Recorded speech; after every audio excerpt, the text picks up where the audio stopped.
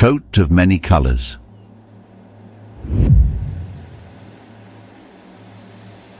Amidst the ancient and windswept sands of Canaan, where primordial secrets whispered between the dunes, there dwelt the venerable patriarch Jacob. The vastness of the desert served as a bleak reminder of mankind's fragile existence. This was a land of myths, a realm where reality and legends intertwined, their edges blurred by the mists of time. One fateful eve, under the velvety canvas of an indigo sky, Jacob, while offering supplications to the heavens, received a response most peculiar. From the cosmic void, a radiant meteor descended, casting a blinding illumination that turned night into day. The ground trembled, and the skies sang an eerie, haunting lullaby. When the luminance diminished, Jacob found before him a wondrous coat. It was an intricate tapestry of colors, some so vivid and ethereal that they defied the comprehension of the human eye, others that seemed to shift and swirl, belonging to spectrums yet unnamed by man.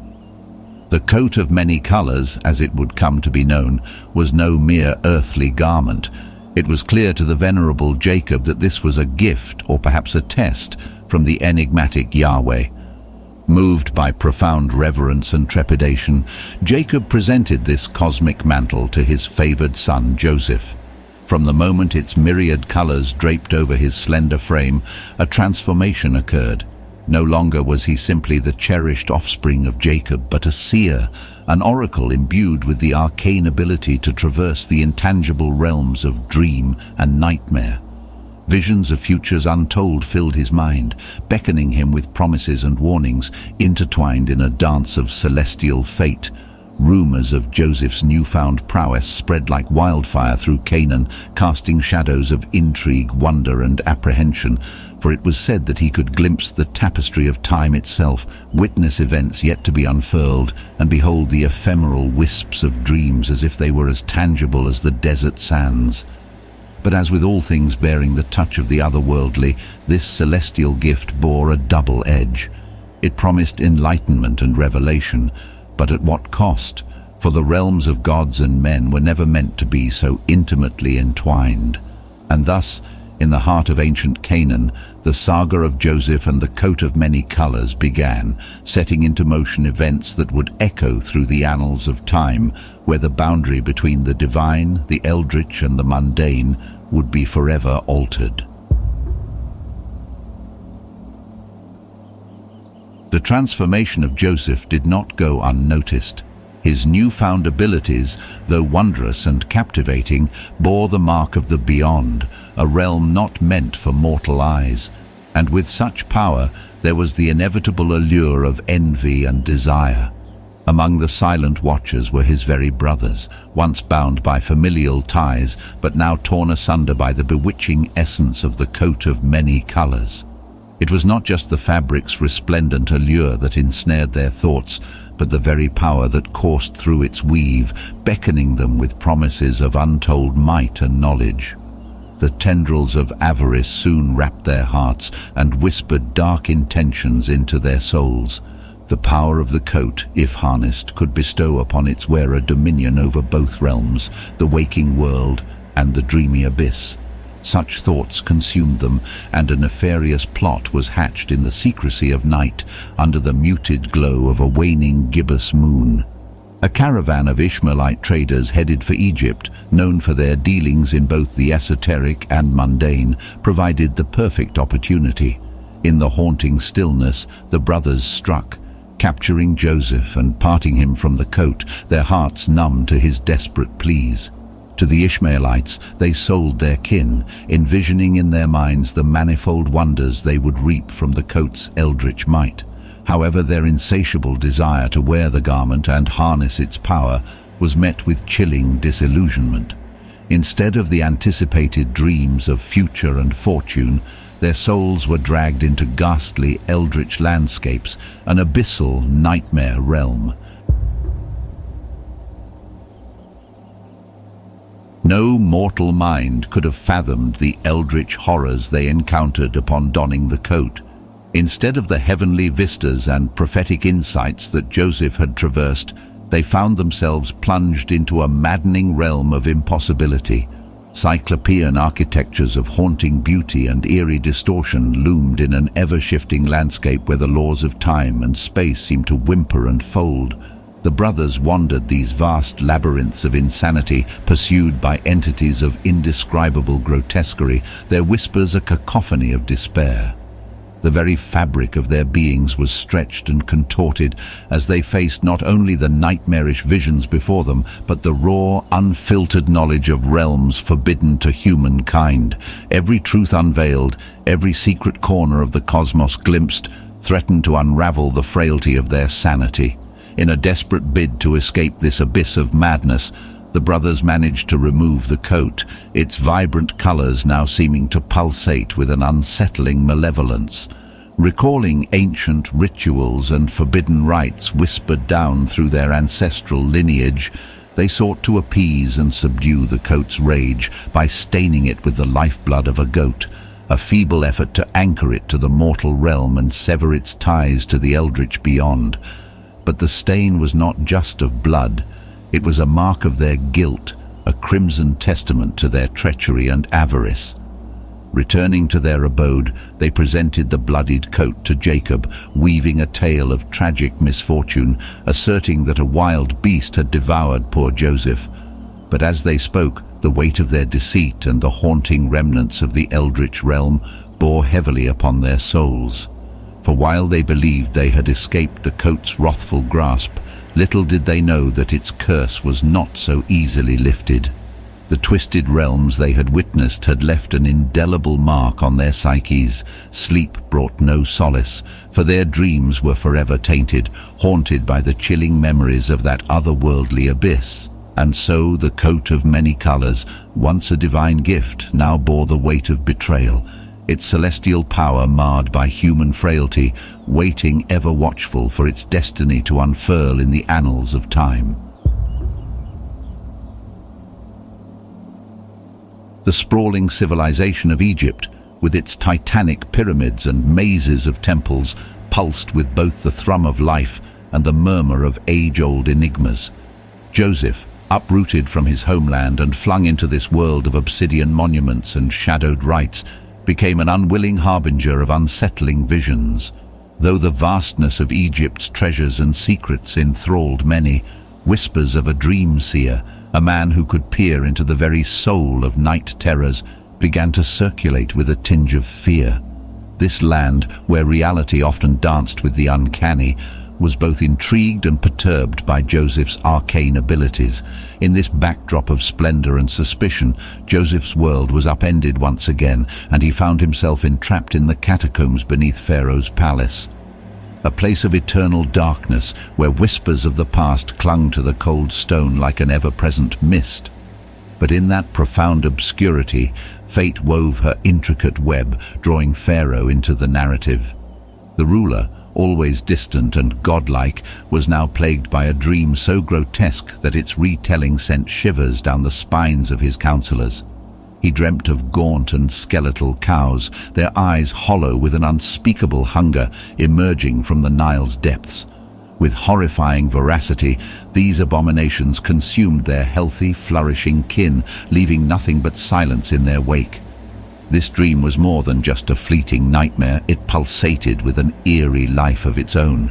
The very atmosphere of the court grew heavy with dread when the dream was recounted, the shadows seeming to writhe and the walls to close in, as if the very telling might summon these eldritch beasts into being. Summoned from the bowels of the palace, Joseph, with the weight of his own experiences with the otherworldly, interpreted the dream. He spoke of 7 years of bounty to be followed by 7 years of unimaginable famine, the land itself echoing the horror of Pharaoh's dream. The implications of this prophecy were more terrifying than the dream itself, with Egypt standing on the precipice of a darkness more profound than any plague or war. Seeing the conviction in Joseph's eyes, Pharaoh, filled with a mixture of awe and trepidation, elevated him to oversee preparations against this impending abyss. As Joseph set forth on this monumental task, memories of Canaan and the cursed coat of many colors lingered in his mind, intertwining with the terror of Pharaoh's dream, leaving him to wonder if he was truly saving Egypt or merely leading it deeper into the shadow of cosmic dread. As the sun cast crimson rays upon the cobblestones, the sprawling metropolis of Egypt resonated with whispers of unease. An atmosphere dense with dread seemed to have settled upon its alleys and boulevards as reports of an impending famine, cataclysmic in its scope, pervaded every conversation. The Nile, usually the land's lifeblood, betrayed a foreboding stillness, an augury of the deprivation to come. Into this city of growing despair ventured the brothers, bearing the weight of a haunting past, one woven with threads of malevolent desires and the mesmerizing allure of an eldritch coat. Their steps took them to the heart of Egypt's power, a palatial structure of imposing grandeur. But unbeknownst to them, the very seat of this power was occupied by the one they had wronged deeply in their years of youthful avarice, Joseph. His visage, now adorned with the intricate garbs of Egyptian nobility, bore no trace of the vulnerable boy they once knew. Their audience with him was one steeped in irony. While the brothers saw only a potentate, mysterious and inscrutable, Joseph beheld before him the living spectres of his past. An inner tempest threatened to betray his composure, a battle between the wounds of betrayal and the stirrings of familial bond. With an intonation that hinted at ancient secrets and profound truths, Joseph queried, "From which realms do you hail?" "To escape the suffocating grasp of famine, we have traveled from the lands of Canaan," responded Reuben, his voice quivering, sensing a deeper undercurrent in the conversation. But Joseph, seeking to pierce the depths of their souls, laid forth an arcane challenge. "To prove the veracity of your claim, one among you must remain tethered here. Venture back to Canaan and present your youngest kin to me. It is only upon witnessing him that I shall deem your words trustworthy and extend my aid." Their hearts plummeted, sensing a sinister design in this demand. Whispers of remorse and echoes of their past transgressions haunted their thoughts. They acquiesced to his dictate, leaving Simeon behind as a testament to their intent. But as they retraced their path, laden with provisions yet encumbered by the weight of unresolved guilt, Joseph secretly restored their coins, a move as puzzling as it was profound. Back in the rugged terrains of Canaan, they relayed their unnerving encounter to their father Jacob. With each word, the shadows of bygone sins seemed to grow longer and darker. They recognized that their subsequent voyage to Egypt would not be merely for grain, but for a deeper, soulful confrontation with the past's phantoms, and perhaps a chance at salvation from their own inner abyss. The brothers once again found themselves before Joseph, though ignorant of his true identity. The air, dense with ancient incantations and the musings of forgotten deities, weighed heavily upon their souls. As they proffered Benjamin, the very atmosphere grew palpable, charged with eldritch energies, and the vast confines of the chamber seemed to shift and warp, evoking memories of the coat's nightmarish realms. Joseph's facade of authority wavered, and his countenance revealed a tempest of emotions that spanned the vastness of both space and time. Dismissing his sentinels, the chamber echoed with the profound revelation, "Behold, for I am Joseph, the brother you traded to the abyssal void of fate, now standing before you not as a dreamer, but as the realization of those very dreams." The brothers recoiled, their minds teetering on the brink of madness, memories of the coat's malignant seduction clawing at their sanity. Their past malevolence loomed like an ancient leviathan from the depths, ready to drag them into an abyss of despair.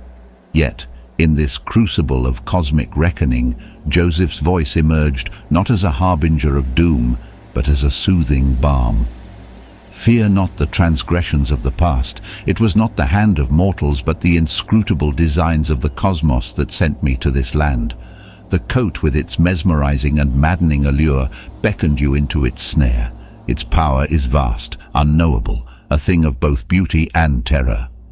He had deciphered the cryptic messages of the coat, its dual nature of blessing and curse. The brothers, in their ignorance, had been ensnared by its darker aspects, unable to resist its pull.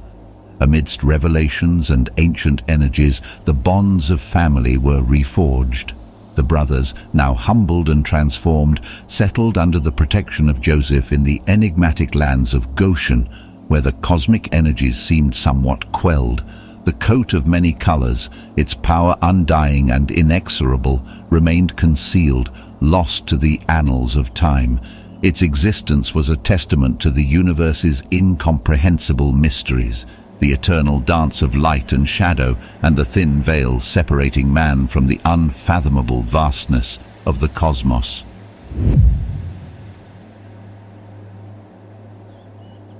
We hope you enjoyed this story. It would greatly help to support our creators if you liked the video and subscribe to the channel. Also, check out the playlist in the description. Thank you very much, and we hope to see you next time.